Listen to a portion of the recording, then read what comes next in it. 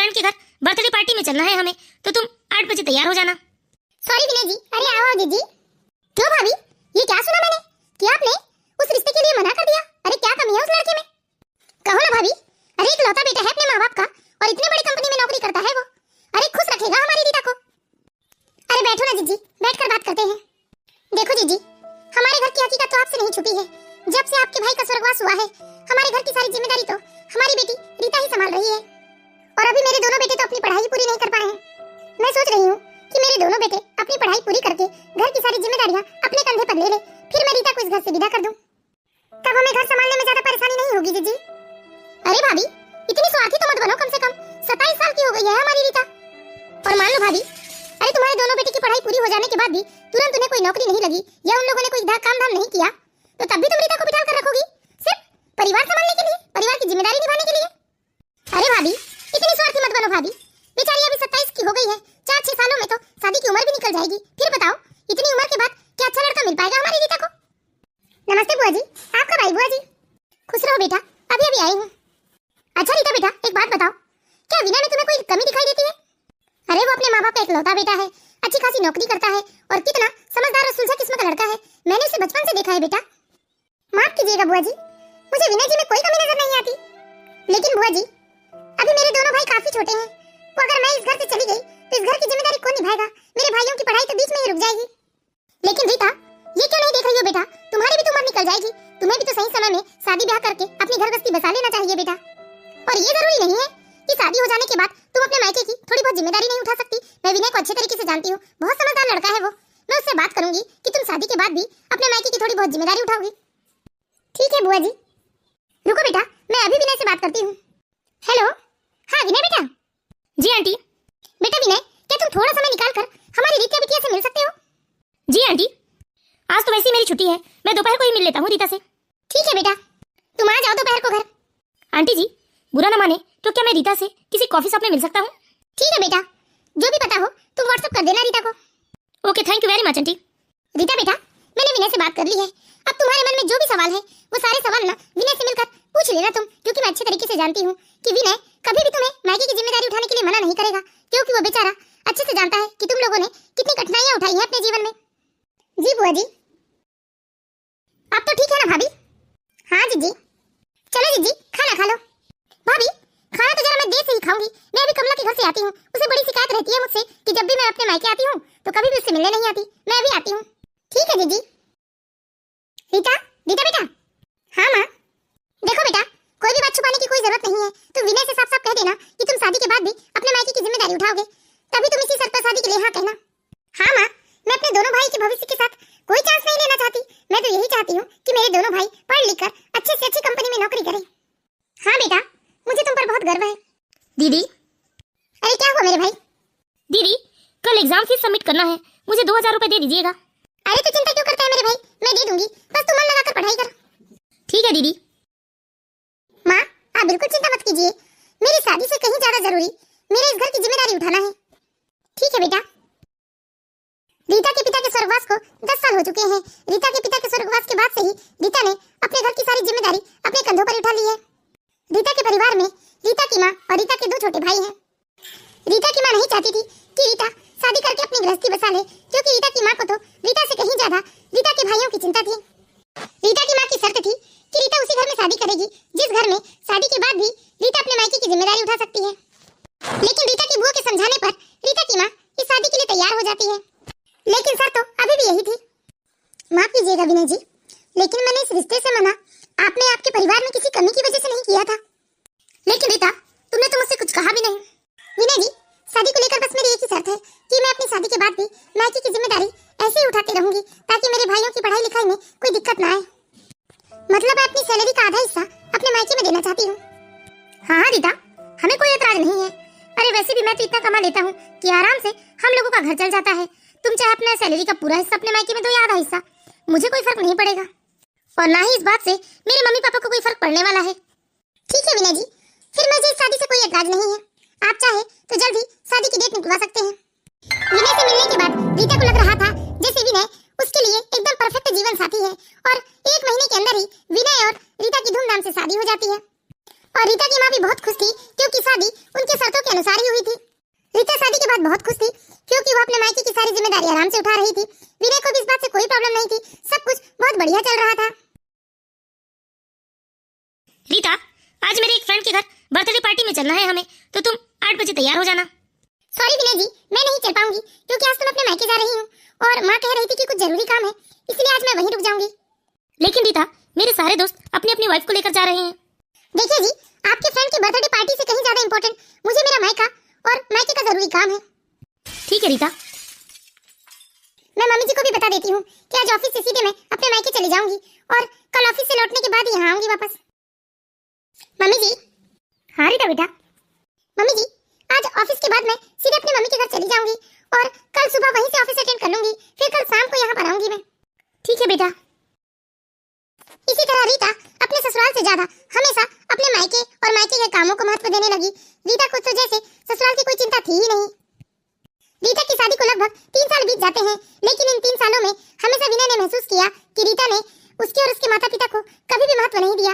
उसने तो सिर्फ और सिर्फ हमेशा अपने माता पिता को ही महत्व दिया, लेकिन फिर भी विनय ने कभी भी रीता को मायके आने जाने से रोका टोका नहीं। रीता के भाइयों की पढ़ाई भी पूरी हो चुकी थी और वो दोनों एक प्राइवेट कंपनी में जॉब भी करने लगे थे। अब तो रीता की माँ बस यही चाहती थी कि रीता अपने दोनों भाइयों की शादी धूमधाम से करवा दे। देख बेटा रीता, अब मुझसे घर के कामकाज नहीं होते हैं, तू तो बस जल्दी से अपने दोनों भाइयों की शादी करवा दे और मुझे छुटकारा दिला दे इस घर गृहस्थी के काम से। हाँ माँ, आप चिंता मत करो, मैंने तो लड़कियों की तलाश भी शुरू कर दी है। जैसे ही कोई अच्छी लड़की मिलती है हम दोनों की शादी साथ में करवा देते हैं। हाँ बेटा, मेरी भी जान छूटेगी गृहस्थी के कामों से। ठीक है माँ। दीदी, लड़की तो आप भैया के लिए ढूंढिए, मैंने तो अपने लिए लड़की पसंद कर ली है। अच्छा, तो तुमने अपने लिए लड़की पसंद कर ली है? हाँ दीदी। चलो ठीक है, एक जिम्मेदारी तो तुमने खत्म कर दी। ठीक है ना माँ, अब आप चिंता मत कीजिए, देखना बहुत जल्दी मेरे दोनों भाइयों की शादी हो जाएगी और अब आपकी सेवा करने के लिए 2 बहुएं आ जाएंगी। ठीक है बेटा। ठीक है माँ, चलती हूँ मैं। मेरी वैसे भी मम्मी जी की ना थोड़ी तबीयत ठीक नहीं है, अब बुढ़ापा है बेटा, थोड़ा नरम गरम तो लगा रहता है। अच्छा ठीक है माँ, चलती हूँ मैं। अब तो रीता पहले से भी ज्यादा व्यस्त रहने लगी थी अपने मायके की जिम्मेदारियों में, क्योंकि रीता को अब अपने दोनों भाई की शादी करनी थी। लेकिन अब तो विनय की मम्मी की भी तबीयत कुछ ठीक नहीं रहने लगी थी, क्योंकि उन्हें बीपी शुगर हो गया था, जिसके चलते आए दिन वो बीमारी हो जाया करती थी। लेकिन फिर भी रीता इतनी बेपरवाह हो गई थी कि सास की तबीयत की उसे तो कोई चिंता ही नहीं थी, उसे तो सिर्फ अपने मायके की ही फिक्र होती थी। मम्मी जी, मैं अपने मायके जा रही हूँ, आपको तो मालूम ही है मेरे दोनों भाइयों की शादी पक्की हो गई है, तो खरीदारी के लिए थोड़ा समय निकालना पड़ेगा। बहू, आज तुम मायके मत जाओ ना, कल चली जाना, आज मेरी तबीयत बिल्कुल ठीक नहीं लग रही है। वाह मम्मी जी, अब आपका भी ना सासू वाला नाटक शुरू हो गया है। कई दिनों से देख रही हूँ, जब भी मायके जाने की बात करती हूँ आपको जरूर कुछ ना कुछ हो ही जाता है। अरे रीता बेटा, ये कैसी बात कर रही हो तुम? अब आजकल मेरी तबीयत ठीक नहीं रहती, शायद इसलिए तुम्हें ऐसा लगता होगा, लेकिन मैं जानबूझकर ऐसा थोड़ी ना करती हूँ बेटा। हाँ बहू, तुम इसी तरह से अपने मायके में डूबी रहोगी तो फिर बुढ़ापे में हम लोगों का ध्यान कौन रखेगा? थोड़ा बहुत हम लोगों की भी तो चिंता करो तुम।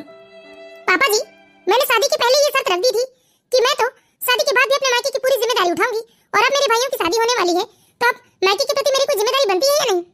रीता, अगर तुम्हें केवल मायके के बारे में सोचना था तो तुमने शादी क्यों की?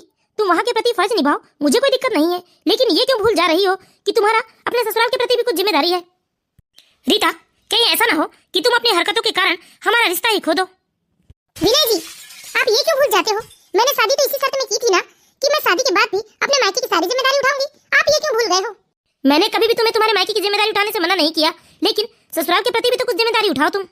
रहने दीजिए, मुझे सब समझ में आने लगा है। अब तो तुम्हारी माँ जानबूझकर बीमार होने लगी है और तुम मुझे मायके जाने से रोकने लगे हो। उससे तो अच्छा है कि अब मुझे तुम्हारे साथ रहना ही नहीं है। सच में मुझे तो शादी करनी ही नहीं चाहिए थी। मैं जा रही हूँ अपने मायके, और अब अपने मायके के सारे फर्ज निभाऊंगी आराम से मैं। रीता तो किसी की बात सुनना ही नहीं चाहती थी, वो तो बस गुस्से में अपने सारे कपड़े समेटकर अपने मायके के लिए निकल गई। लेकिन विनय को भी बहुत गुस्सा आ गया था, उसने भी अपनी पत्नी को रोकने की कोशिश नहीं की। लेकिन विनय के माता पिता ने रीता को रोकने की बहुत कोशिश की, लेकिन रीता तो अपने सास ससुर को जलीकटी सुनाकर वहां से सीधे अपने मायके निकल गई। अरे बेटा, मैंने तो तुझसे पहले ही कहा था कि तू ये शादी मत कर, लेकिन तूने तो अपनी बुआ जी के कहने पर शादी कर ली। देख लिया ना, अपनी बुआ जी की बात मानकर कर ली अपनी जिंदगी बर्बाद। माँ, अब तुम चिंता मत करो, मैं अब ऐसे इंसान के पास कभी लौट कर नहीं जाऊंगी। जरूरी नहीं है माँ, एक लड़की को जीने के लिए पति नाम की बैसाखी की जरूरत होती है। अरे मेरा अपना परिवार है, मैं अपने परिवार के लिए जीऊंगी। और नहीं तो क्या दीदी, हम लोगों के रहते आप बिल्कुल चिंता मत कीजिएगा। हाँ हाँ दीदी, हम कभी भी आपको किसी चीज की कमी नहीं होने देंगे, हम आपसे बहुत प्यार करते हैं दीदी। दीदी, परेशान होने की कोई जरूरत नहीं है, चलिए आप अपने कमरे में चलकर आराम कीजिए। हाँ हाँ मेरे भाई, तुम्हारी बहन इतनी कमजोर नहीं है जो इस छोटी सी बात से टूट जाए। दीदी, आप अपने कमरे में जाइए, मैं अभी आपका सामान ले आता हूँ। ठीक है मेरे भाई। कितनी अच्छी बात है ना माँ, अब दीदी हमेशा हमारे साथ ही रहेगी। हाँ बेटा, अब तो तेरी दीदी आधी नहीं बल्कि पूरी सैलरी खर्च करेगी हम लोगों पर। हाँ माँ, सही कहा आपने। रीता को इस बात का कुछ खास फर्क नहीं पड़ा था कि अपना पूरा परिवार छोड़कर अपने मायके आ गई है। रीता दूसरे ही दिन से अपने जॉब को कंटिन्यू करती है और धीरे धीरे करके वो अपने घर की सारी जिम्मेदारी पहले जैसी ही संभाल लेती है। 2-4 दिनों के बाद जब विनय का गुस्सा शांत होता है तो विनय रीता से बात करने की बहुत कोशिश करता है। अरे इन्हें समझ में क्यों नहीं आता, जब मैं इनका कॉल नहीं उठा रही हूँ तो क्यों मुझे बार-बार कॉल करके परेशान कर रहे हैं। इस इंसान की वजह से मुझे मेरी माँ से कितना कुछ सुनना पड़ा है। अब तो मैं अपना मोबाइल नंबर ही चेंज कर देती हूँ, फिर देखती हूँ ये कैसे परेशान करते हैं मुझे। विनय ने रीता से बात करने की बहुत कोशिश की, लेकिन रीता ने तो गुस्से में आकर अपना मोबाइल नंबर ही चेंज कर लिया। धीरे धीरे 6 महीने का समय बीत जाता है। इसी बीच रीता ने दूसरी कंपनी ज्वाइन कर ली थी क्योंकि उसे अच्छी पैकेज पर जॉब मिल गई थी।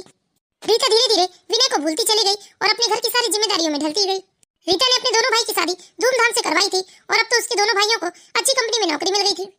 रीता को अपने भाइयों की सफलता और खुशहाल गृहस्थी से अपनी जीत दिखाई देने लगी थी। वह सोचती थी कि मेरी गृहस्थी तो नहीं बस पाई तो ना सही, लेकिन कम से कम मेरे भाई तो अपने अपने जीवन में खुश हैं। जूही, आज खाना तू बना ले, मैं आज तो इनके साथ पिक्चर देखने जा रही हूँ। हाँ दीदी। जूही, तुमने मेरे ऑफिस की फाइल कहाँ रखी है? दीदी, मैं आपके कमरे में फाइल रखना तो भूल ही गई, फाइल तो मेरे कमरे में ही रखी है। अच्छा ठीक है, मैं फाइल ले लूंगी। ये बताओ खाने में क्या है आज? दीदी, वो तो आप जूही से ही पूछ लो, क्योंकि मैं तो आज मूवी देखने जा रही हूँ, इसलिए मैंने आज रसोई से छुट्टी ले रखी है। अच्छा ठीक है, बताइए दीदी क्या बनाऊं मैं आपके लिए? भाई जो सबके लिए बनेगा मैं भी वही खा लूंगी। नहीं दीदी, आप बताइए ना, आप कभी अपनी कोई पसंद बताते ही नहीं। दीदी, आप हम सबके लिए कितनी मेहनत करते हैं, फिर भी आप किसी चीज के लिए कोई फरमाइश नहीं करते। मैं कुछ और तो नहीं दे सकती दीदी आपको, लेकिन हाँ आपकी पसंद का खाना जरूर आपको हमेशा बनाकर खिला सकती हूँ। सच में जूही, तुम कितनी अच्छी हो। दीदी, अच्छी मैं नहीं, अच्छी तो आप हो। अच्छा ठीक है, मैं तो बातों ही बातों में भूल गई, मुझे ऑफिस का जरूरी काम है, जल्दी से तुम फाइल मेरे कमरे में छोड़ दो। ठीक है दीदी। ये दोनों रीता की भाभियां हैं। रीता की बड़ी भाभी बहुत ही मतलबी और मनमौजी किस्म की थी। रीता की बड़ी भाभी को रीता का समर्पण कभी भी दिखाई नहीं दिया, लेकिन वही छोटी भाभी, वो हमेशा रीता की चिंता किया करती थी और यही सोचा करती थी कि दीदी ने अपना सब कुछ कुर्बान अपने मायके पर कर दिया है। लेकिन वही रीता के दोनों भाई बहुत ही मतलबी हो चुके थे, वो तो बस रीता से हमेशा रुपए ऐंठते रहते थे और रीता की माँ भी हमेशा अपने बेटों के पक्ष में ही रहा करती थी। दीदी, मुझे कुछ रुपयों की जरूरत है। कितने रुपए चाहिए? ज्यादा नहीं दीदी, यही कुछ 50,000 रुपए दे दीजिए। अच्छा ठीक है, मेरे पास कैश तो नहीं है, ऑफिस से लौटते वक्त ले आऊंगी मैं। ठीक है दीदी। रीता का बड़ा भाई बहुत ही ज्यादा चालाक था, वो अपनी बहन से हर महीने किसी न किसी बहाने से रुपए मांगता रहता था और उसने रुपए जोड़ जोड़ कर शहर के बाहर अपना एक प्लाट भी खरीद लिया था। लेकिन छोटा भाई भी कहाँ कम था, जैसा बड़ा भाई करता वैसे ही छोटा भाई भी करता। लेकिन बेचारी रीता बिल्कुल अनजान थी कि उसके भाई कितने चालाक हैं। मेरे दोनों भाई मुझसे कितना प्यार करते हैं, मेरे भाइयों के रहते तो मुझे कभी भी अफसोस नहीं हुआ कि मैंने अपनी गृहस्थी छोड़ दी। अरे ऐसे भाई तो बहुत कम ही मिलते हैं जो अपनी बहन को निस्वार्थ भाव से प्रेम करते हैं। दीदी, मुझे भी 60,000 रुपए की जरूरत थी। ठीक है भाई, आज शाम को रुपए दे दूंगी मैं तुम्हें। ठीक है दीदी। रीता शाम को ऑफिस से लौटते वक्त बैंक से 60,000 रुपए लेकर आती है और वो 60,000 रुपए अपने छोटे भाई को देने अपने छोटे भाई के कमरे की ओर जाती है। लेकिन जैसे ही रीता दरवाजे तक पहुंचती है, अचानक उसके कदम वहीं ठहर जाते हैं, क्योंकि रीता ने सुना कि उसका छोटा भाई अपनी पत्नी से रीता के बारे में ही बात कर रहा है। अरे जूही, जरा अच्छे से तो मालिश करो, सिर में बहुत दर्द हो रहा है मेरे। अच्छा एक बात बताइए, आपने दीदी से 60,000 रुपए क्यों मांगे? देखो जूही, आज पूरे 2 साल हो चुके हैं, दीदी अपने पति और ससुराल को लात मारकर हमारा भला कर रही है। अरे मैं तो कहता हूँ जूही, तुम भी उन्हें पटाकर रुपए ऐंठती रहना, फिर देखना जल्दी हम भी एक बड़ा सा बंगला बनवा लेंगे। ये कैसी बात कर रहे हो जी, ये तो गलत है ना। हम अपने स्वार्थ के लिए दीदी के साथ ऐसा नहीं कर सकते हैं जी।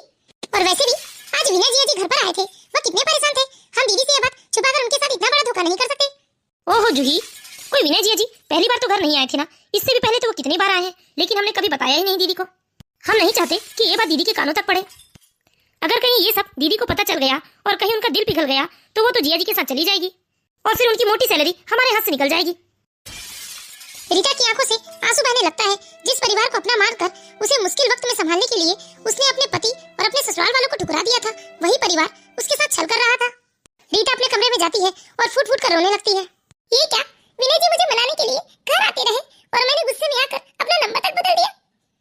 अरे मैंने तो अपने नंबर के साथ साथ अपनी कंपनी भी छोड़ दी और कभी उन्हें पलटकर फोन तक नहीं लगाया। विनय जी मेरे लिए कितना परेशान होते रहे होंगे और मेरे मायके वालों ने ना जाने उन्हें क्या क्या सुनाकर हमारे रिश्ते को और भी खराब कर दिए होंगे। मैंने बहुत गलत किया, जिस परिवार के लिए मैंने अपना सब कुछ छोड़ दिया, वो सब कितने स्वार्थी निकले। दीदी, क्या हुआ दीदी, आप कुछ परेशान दिखाई दे रही हैं? नहीं, कोई परेशानी नहीं है, कहो क्या काम है तुम्हें मुझसे?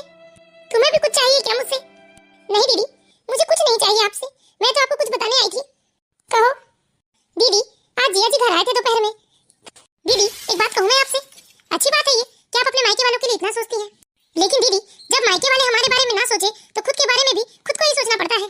लेकिन दीदी, आपने तो अपने ससुराल को उजाड़ कर अपने मायके को संवारा है। दीदी, जिया जी बहुत अच्छे हैं दीदी, और जिया जी आपके लिए बहुत परेशान है। मेरी बात मानिए दीदी, अपने मायके की चिंता करना छोड़ दीजिए और जाकर अपने ससुराल को बसा लीजिए दीदी। और दीदी, जिया जी बहुत दिनों से आपको मनाने की कोशिश कर रहे हैं, लेकिन आपके घर वालों ने किसी ने भी नहीं बताया आपको कि जिया जी यहाँ कई बार आ चुके हैं। मुझे ये बात आज पहली बार पता चली दीदी कि जिया जी इससे पहले भी कई बार घर आ चुके हैं। माफ करना दीदी, मैं शायद आज ये बात कहूंगी तो आपको लगेगा कि मैं घर में फूट डालने की कोशिश कर रही हूँ, लेकिन मैं आपको सिर्फ ये बताना चाहती हूँ कि आप रिश्तों की पहचान करना सीखिए दीदी। सब तो अपनी अपनी गृहस्थी में खुश है दीदी, लेकिन आप अपने बारे में सोचिए, वरना एक समय ऐसा आएगा कि आपके पास सिर्फ दिखावटी रिश्ते के अलावा और कुछ नहीं बचेगा।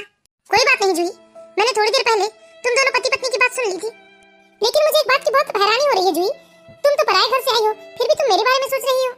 लेकिन मेरा अपना वो छोटा भाई जिसके लिए मैंने क्या कुछ नहीं किया है, वो मेरे बारे में एक बार भी नहीं सोच रहा है। ये सब देखकर मुझे बहुत दुख हुआ है जूही, और मैं कहती हूँ चलो भाई तो भाई है, लेकिन माँ ने भी कभी मेरे बारे में नहीं सोचा। मुझे बहुत दुख हो रहा है जूही, मैंने अपने परिवार के लिए क्या कुछ नहीं किया। कोई बात नहीं दीदी, देर से ही सही, लेकिन आपके सामने सबकी सच्चाई तो आ गई। आप एक बार जिया जी से बात कीजिए दीदी। हाँ हाँ जूही, तुम बिल्कुल ठीक कह रही हो, मैं अभी इन्हें फोन करती हूँ। हेलो हेलो दीदी कुछ बोलिए ना दीदी। हेलो हेलो, तुम रीता बोल रही हो ना? रीता, रीता, कब से तुम्हारी आवाज सुनने के लिए तरस गया था मैं। देखो रीता, उस वक्त गुस्से से मैंने तुम्हें कुछ ज्यादा ही बोल दिया था, मुझे माफ कर दो और वापस लौट कर आ जाओ। तुम्हारे बिना कुछ भी अच्छा नहीं लगता रीता मुझे। मैंने तो उस वक्त सोचा था कि छोटी मोटी नाराजगी है, दूर हो जाएगी, लेकिन तुम तो मानो मुझसे दूर जाने की कसम खा बैठी हो। रीता प्लीज फोन मत काटना, मैं कई बार तुम्हें मनाने के लिए आया, लेकिन किसी ने भी मुझे तुमसे मिलने नहीं दिया। सब कहते थे कि तुम मेरा चेहरा देखते ही डिप्रेशन में चली जाओगी। यहाँ तक तुम्हारे भाइयों ने कहा कि यदि तुम मुझे देख लोगी तो कुछ कर बैठोगी, इसीलिए मैं हमेशा तुम्हारे पास आने से डरता रहा रीता। मुझे बहुत डर लगता था रीता कि यदि तुमने कुछ कर लिया तो मैं तुम्हें खो दूंगा, लेकिन अब तुम्हारे बिना जीना नहीं चाहता हूँ। तुम अपने मायके वालों के लिए जो भी करना चाहो कर सकती हो, जितने दिन वहाँ पर रहना चाहो जाकर रह सकती हो, लेकिन प्लीज मेरी जिंदगी में वापस आ जाओ रीता। तुम्हारे जाने के बाद तो हमारा परिवार बिखर गया रीता, मालूम है अब पापा नहीं रहे रीता, और माँ भी बहुत अकेलापन महसूस करती है। उन्हें लगता है कि उनकी वजह से मेरा घर टूट गया, इसीलिए आजकल माँ भी बहुत बीमार रहने लगी है रीता। प्लीज रीता आ जाओ रीता, मुझे तुम्हारी सारी शर्त मंजूर है रीता, मुझे एक आखिरी मौका दे दो रीता प्लीज, और मेरी माँ को भी ग्लानि भाव से मुक्त कर दो रीता, नहीं तो क्या मालूम मेरी माँ भी पापा की तरह मुझे छोड़कर ना चली जाए। विनय जी, आप इस तरह से रोइए मत, आपकी कोई गलती नहीं है। मैं ही अपने मायके के मोह में सही गलत से परे फैसले लेकर चली गई। मेरी ही गलती थी विनय जी, मुझे अपने पति और ससुराल के बारे में सोचना चाहिए था। मैं अभी इसी वक्त घर आ रही हूँ विनय जी। सच में रीता? हाँ विनय जी।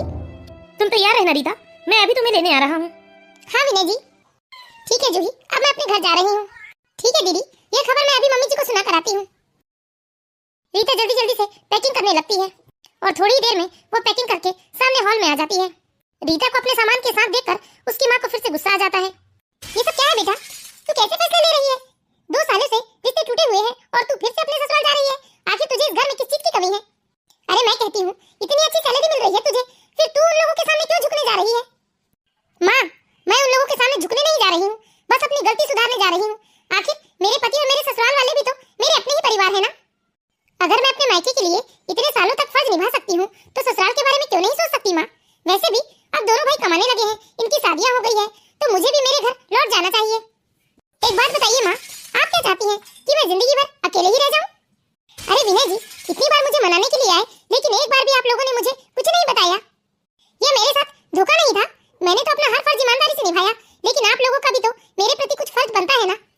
लेकिन दीदी नहीं, अब एक और शब्द भी नहीं। क्या खूब सिला दिया है तुमने मेरे प्यार और समर्पण का। तुम लोगों का असली चेहरा अब साफ साफ मैंने देख लिया है।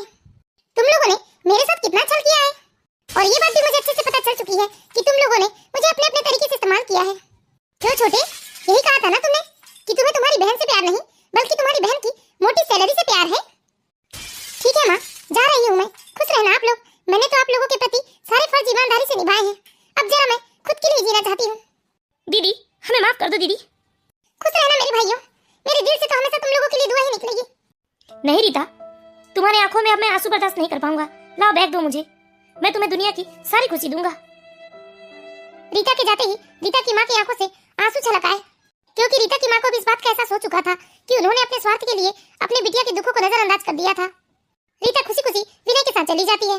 तो बताइए दोस्तों, आप लोगों को हमारी कहानी कैसी लगी? यदि कहानी अच्छी लगी हो तो प्लीज इस वीडियो को लाइक कीजिएगा और इसी तरह की मोरल स्टोरीज देखते रहने के लिए हमारे चैनल बालाघाट की बेटी को सब्सक्राइब कीजिएगा।